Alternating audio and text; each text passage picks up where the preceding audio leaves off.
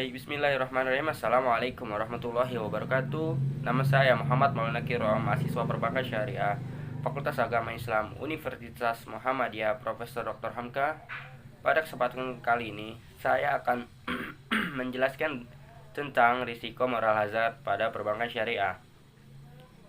Baik, sebelum kita masuk ke risiko moral hazard pada perbankan syariah, saya akan menjelaskan tentang moral hazard, pengertian moral hazard. Moral berasal dari kata Latin mos atau bentuk jamak dari mores yang berarti adat atau cara hidup. Dengan kata lain, adat kebiasaan. Dalam bahasa Indonesia, moral diterjemahkan sebagai ajaran baik, buruk yang diterima umum mengenai perbuatan, sikap, kewajiban, akhlak, budi pekerti, dan susila, dan sebagainya. Selanjutnya, moral dalam istilah adalah suatu istilah yang digunakan untuk menentukan batasan-batasan dari sifat, perangai, kehendak, pendapat, atau perbuatan yang secara layak dapat dikatakan benar, salah, baik, atau buruk. Sedangkan istilah hazard sendiri merupakan a thing can be dangerous or cause damage, a danger or risk, yang dapat diartikan bahwa berpikir atas sesuatu yang dapat menimbulkan sesuatu bahaya atau yang dapat menyebabkan kerusakan maupun risiko.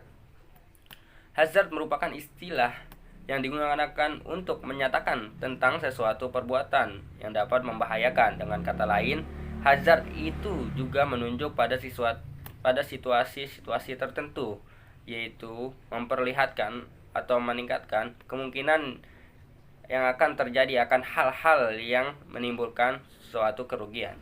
Jadi dapat dipahami bahwa moral hazard adalah keadaan yang berkaitan dengan sifat, pembawaan, karakter manusia yang dapat menambah besar kerugian dibanding dengan risiko rata-rata.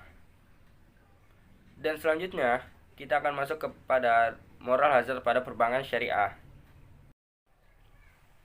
Moral hazard pada perbankan syariah. Moral hazard secara harfiah dalam bahasa Indonesia dapat diartikan sebagai jebakan moral atau yang diterjemahkan sebagai suatu kondisi yang bersumber dari orang yang berkaitan dengan sikap mental, pandangan hidup, dan kebiasaan yang dapat memperbesar terjadinya peristiwa yang dapat menimbulkan suatu kerugian. Moral hazard dalam dunia perbankan setidaknya dapat dibedakan atas dua tingkatan. Yang pertama, moral hazard pada tingkatan bank, dan yang kedua, moral hazard di tingkatan nasabah.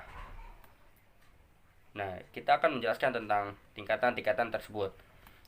Moral hazard di tingkatan bank dapat dibedakan atas beberapa diantaranya.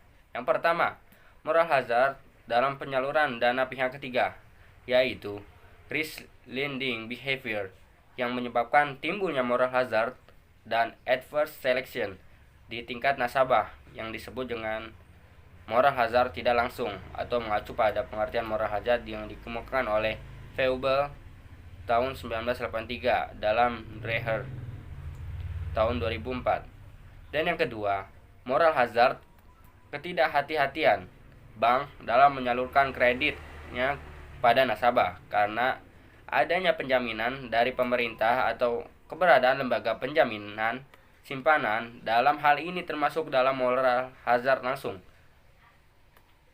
Yang ketiga, moral hazard pada saat penyaluran bank tidak mencerminkan bank sebagai lembaga intermediasi atau tidak menyalurkan dana kepada sektor real. Yang keempat, moral hazard ketika bank memberikan cost of fund yang rendah dan meningkatkan dan menaruhkan tingkat yang tinggi, juga termasuk dalam kategori moral hazard dan lainnya. Bank syariah sebagai lembaga keuangan yang berlandaskan prinsip-prinsip ilahiyah atau prinsip-prinsip syariah yang beroperasional memiliki perbedaan dengan bank konvensional.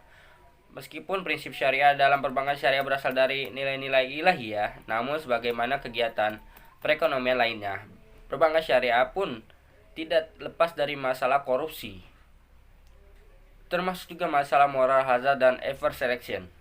Seperti perbankan konvensional, moral hazard di bank syariah setidaknya dibedakan menjadi moral hazard pada bank dan moral hazard pada nasabah. Moral hazard pada bank terjadi ketika bank syariah sebagai mudorib tidak berhati-hati dalam menyalurkan dana sehingga berpotensi menimbulkan moral hazard di sisi nasabah yang menyebabkan suatu kerugian.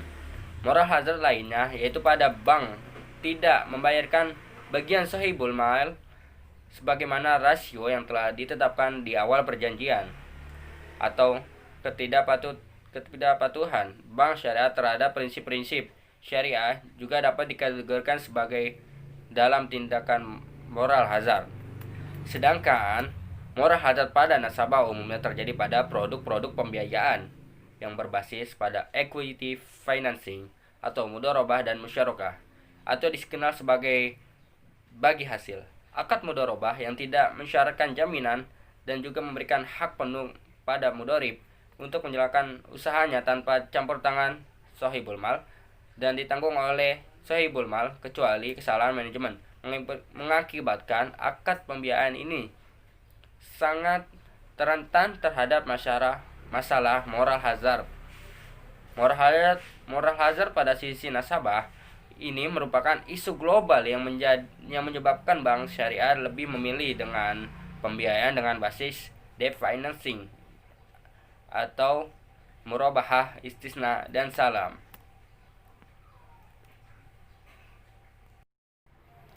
Selanjutnya kita masuk ke dalam pencegahan moral hazard pada industri perbankan. Pencegahan moral hazard ini bisa diartikan melalui penerapan manajemen risiko-risiko perbankan. Dalam penerapannya perlu tunduk pada prinsip. Yang pertama, transparansi. Nah, transparansi ini berarti kebijakan pengelolaan risiko harus transparan. Dengan demikian, seluruh potensi risiko harus dipaparkan secara terbuka. Risiko yang disembunyikan akan menjadi sumber masalah besar. Dan yang kedua ada asesmen yang tepat.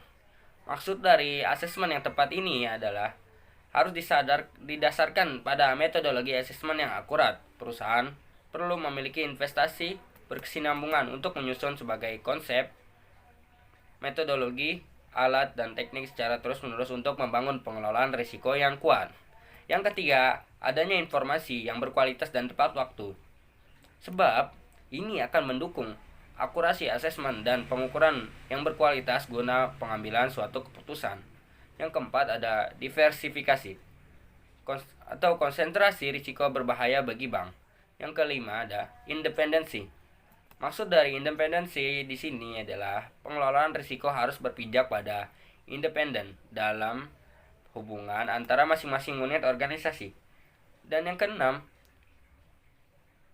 adanya pola keputusan yang disiplin. Maksud dari adanya pola disiplin ini adalah sebaik apapun konsep, metodologi, alat, dan teknik yang digunakan, kualitas keputusan atas risiko tergantung pada bagaimana manajemen memutuskan cara terbaik untuk menggunakan konsep, metodologi, alat, dan teknik yang tersedia. Oleh karena itu, proses pengambilan keputusan harus mengacu pada suatu pola baku yang diikuti oleh disiplin yang tinggi. Dan yang ketujuh, perlu adanya penetapan limit dan toleransi risiko perbankan. Penetapan limit akan memberikan kepastian maksimum pengambilan risiko dan mempersempit peluang untuk melakukan moral hazard. Dan yang kedelapan, ada implementasi internal kontrol pada setiap transaksi. Baik, demikianlah materi atau penjelasan dari saya tentang risiko moral hazard pada perbankan syariah dan cara pencegahannya. Mudah-mudahan bermanfaat bagi kalian semua yang telah menonton video ini. Terima kasih. Undur diri. Wassalamualaikum warahmatullahi wabarakatuh.